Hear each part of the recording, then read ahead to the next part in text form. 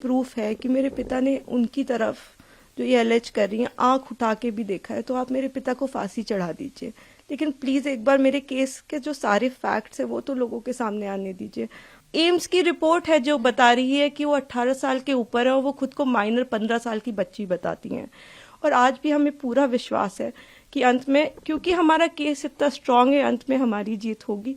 लेकिन 8 साल हो गए। मैं आपसे हाथ जोड़ के विनती करती हूँ कि प्लीज एक बार मेरिट्स पे हमारा केस सुन लिया जाए। हम कोई दरिंदे नहीं है, हम भी नॉर्मल परिवार हैं। और वो हमें कुछ भी पावरफुल बोल ले या कुछ भी कह ले, असल बात तो यही है ना कि 8 साल से इतने सबूत होने के बावजूद वो जेल में बंद है, क्योंकि एक बार आपने ऐसा झूठा इल्जाम उन पे लगा दिया।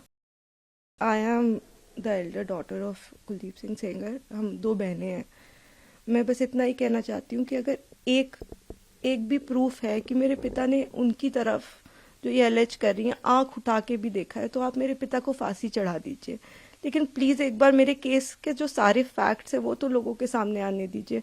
हम बहुत ही मुश्किल से जुडिशरी के पास गए थे। हमारे अपील में हमने सारे फैक्ट्स फाइल किए हुए हैं। उन्होंने अपनी टाइमिंग 3 बार बदली है। पहले उन्होंने कहा दोपहर 2 बजे, फिर उन्होंने एक मीडिया स्टेटमेंट दिया, उन्होंने कहा नहीं 2 बजे नहीं हुआ, शाम को 6 बजे हुआ। ये उन्होंने ऐसे इसलिए किया क्योंकि ऑलरेडी एक फोटो है मेरे पिता की कि वो मम्मी के साथ एक इवेंट में मौजूद है 2 बजे। फिर फाइनली उन्होंने जब FIR लॉन्च की उसमें समय बदल दिया, 8 से 8:30 कर दिया। रिकॉर्ड पे है कि जो मेरे फादर की लोकेशन है, वो जो अलेज कर रही है जो जगह, उससे 17 किलोमीटर दूर मेरे फादर की लोकेशन है। वो खुद उस वक्त फोन पे बात कर रही हैं जिस वक्त उन्होंने ये टाइमिंग अलेज की है। तो इतने सारे सबूत होने, एम्स की रिपोर्ट है जो बता रही है कि वो 18 साल के ऊपर है और वो खुद को माइनर 15 साल की बच्ची बताती हैं।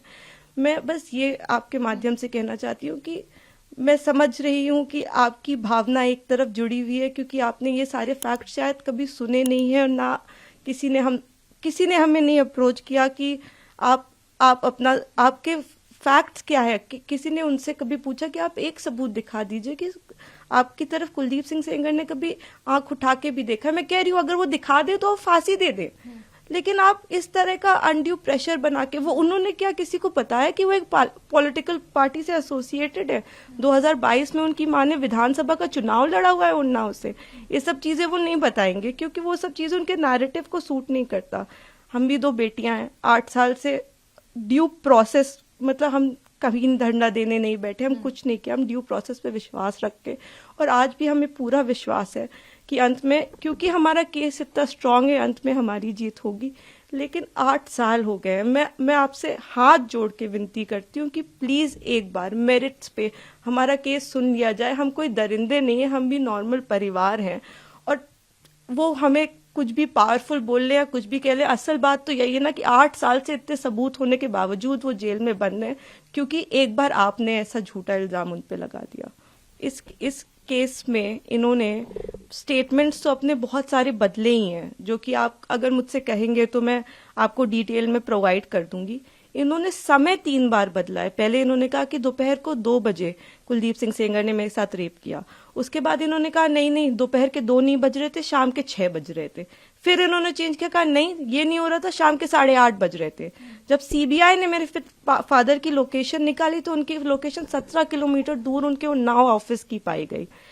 CBI ने दूसरे केस में CBI ने जानबूझ के हमें चार्जशीट किया, और उसके बाद जब दूसरे केस में चार्जशीट लगाई तो हमें पता लगा कि हमने जब वो CDR देखे तो हमें पता लगा कि ये तो उस वक्त पे फोन पे बात कर रही थी। तो CBI ने भी जानबूझ के, आई डोंट नो किस प्रेशर में आके, सारे इंस्टीट्यूशंस, लेकिन CBI ने प्रेशर में आके हम पे इनके कहने पे चार्जशीट लगाई। मैं देखिए किसी पे इल्जाम नहीं लगा रही, मैं बस ये कह रही हूँ कि अभी भी ये सारे तथ्य हमारी अपील में मौजूद है। हमारे पास इनका एक रिकॉर्ड है। एक बार हमारी बात प्लीज सुन ली जाए, क्योंकि हम भी बेटियां हैं, 8 साल से इधर उधर भटक रहे हैं। उनके साथ देने के लिए तो बहुत लोग हैं। हम अकेले ही कोर्ट जाते हैं। अगर वो हमें गाली देते हुए भी हमारे बगल से निकल जाती हैं तो उनके पास सिक्योरिटी है, हमारे पास मैडम सिक्योरिटी नहीं है। वो गाली भी देती है तो भी सब कहते हैं कि तुम्हें अपने पापा को निकालना है ना बेटा तो सीधे देखती रहो, गाली खाती रहो, लेकिन तुम्हें जवाब नहीं देना है। हमने आज तक किसी को जवाब नहीं दिया, यही सोचते हुए, क्योंकि हम प्रोसेस में कि हम हर चीज सही ढंग से करेंगे, हम किसी ऐसे वैसे लोगों के पास नहीं जाएंगे, तो कहीं ना कहीं इतने सबूत है इसमें कि हमें जीत मिलेगी। तो हम उसी का इंतजार कर रहे हैं। हमारी बस हाथ जोड़ के यही कि हम बिल्कुल विश्वास करते हैं, हम सारी संस्थाओं पे विश्वास करते हैं, लेकिन मैं बस इतना प्रे करना चाहती हूँ कि किसी के प्रेशर में आके कोई काम ना हो। आप सबूत देख के काम करिए, अगर सबूतों में हमारे जरा सा भी आपको गड़बड़ लगे तब आप ये काम करिए, लेकिन नहीं है, उनसे कहीं ना वो एक चीज सबूत दिखाए। वो बोलते हैं कि ट्रक वाला जो एक्सीडेंट बताते, कितनी मिस इन्फॉर्मेशन है कि 11 बार कि हो सकता है IIT दिल्ली, CBI, NHRC सारी की एक्सपर्ट टीम बनाई गई थी, इसमें सबने पाया कि वो नेचुरल एक्सीडेंट था। मेरे फादर उस केस से डिस्चार्ज हो चुके हैं, लेकिन आप देखिए आपको कोई मीडिया चैनल नहीं बताएगा कि मेरे पिता उस केस से डिस्चार्ज हो गए थे, जिसमें वो कह रही हैं कि लोगों को मरवाया। आज भी आपने यही नैरेटिव बना रखा है कि लोगों को मरवाया। मतलब इतना झूठ, इतना मिस इन्फॉर्मेशन है वहां पे कि मैं बस रिक्वेस्ट करना चाहूंगी, प्लीज किसी तरह का मिस इन्फॉर्मेशन मत फैलाएं। आपके जैसे भी सवाल हो आप मुझसे पूछ लें।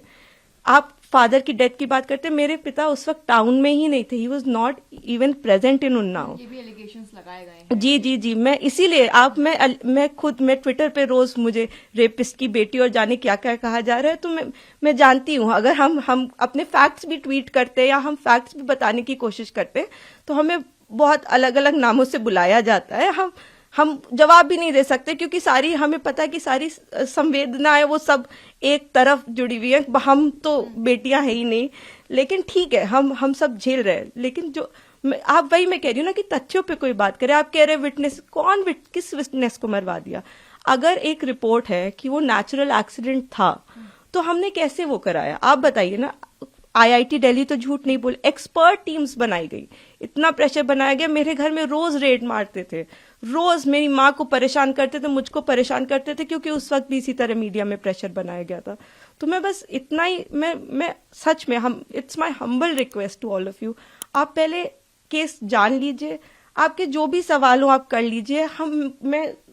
मैं डॉक्यूमेंट्स लेके आपके सामने बैठने को तैयार हूं, लेकिन प्लीज किसी की कही सुनी बातों पे मेरे पिता के साथ ऐसा मत करिए। 8 साल से हम न्याय के लिए लड़ रहे हैं, प्लीज।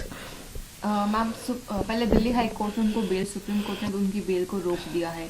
बहुत बड़ा प्रोटेस्ट भी हुआ इंडिया गेट पे जो उन लोगों ने किया, उन्नाव विक्टिम ने, और उसके बाद जो है जंतर मंतर पे प्रोटेस्ट हुआ।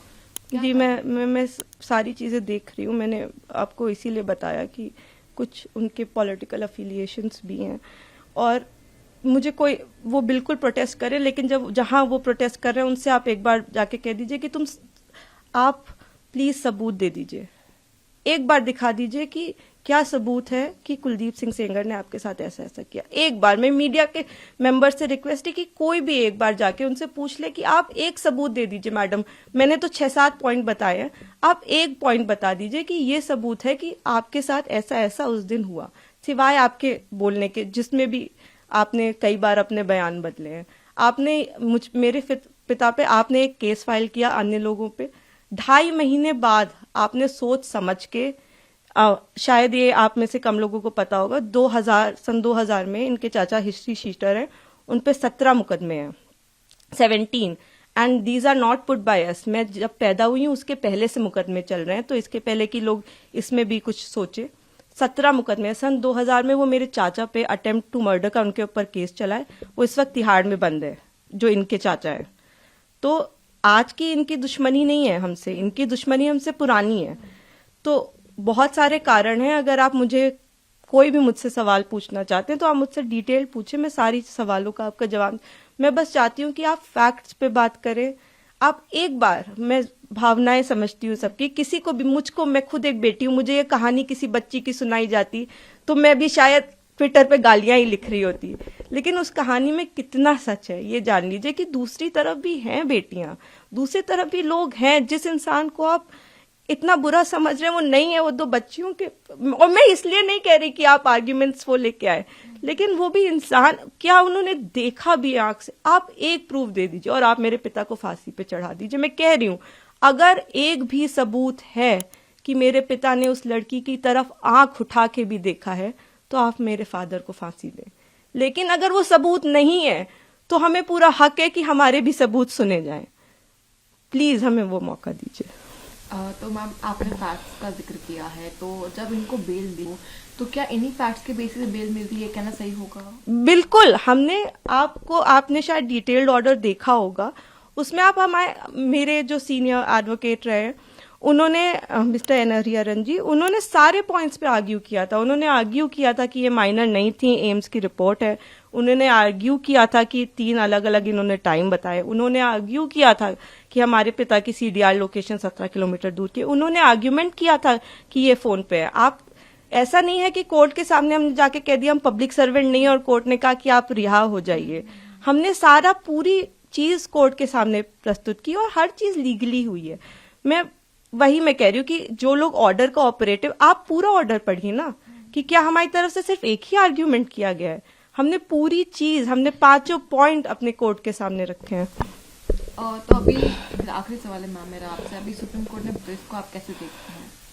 देखिए, ये तो आप लोग बेहतर समझते हैं कि वेकेशंस में, और आपने मुझे ऑलरेडी बताया ही, लेकिन हमें जुडिशरी पे पूरा विश्वास है। हम 8 साल से इसी विश्वास पे जिंदा हैं क्योंकि हमें जुडिशरी पे विश्वास है, हमें इस प्रोसेस पे विश्वास है कि एक ना एक दिन इतने अच्छे सबूत हैं, और जब तक मैं जिंदा हूं तब तक तो वो कागज कोई नहीं मिटा सकता, वो फैक्ट्स कोई नहीं मिटा सकता।